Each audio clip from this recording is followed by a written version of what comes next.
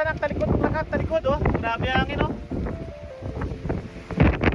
Alam mo ba kung gaano kahirap mamuhay sa Canada kapag may snowstorm? Imagine mo, sobrang lakas ng hangin, makapalang yelo sa kalsada. Halos wala kang makita. Pero guess what? May pasok pa rin. Igising ka ng sobrang aga, magsasabi ng snow, magdidefrost ng sasakyan, tapos magdadrive ka pa rin kahit madulas at delikado. Dito sa Canada, hindi dahilan ng snowstorm para tumigil ang buhay. Trabaho is trabaho.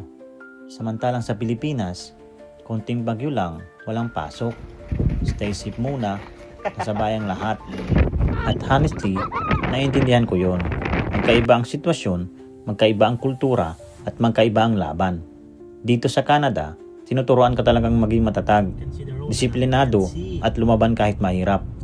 Hindi madali, pero dito mo talaga mararamdaman kung gaano ka kalakas. Kaya saludo sa lahat ng lumalaban araw-araw. Kahit may snowstorm, tuloy pa rin. Super lamig. Uwi na.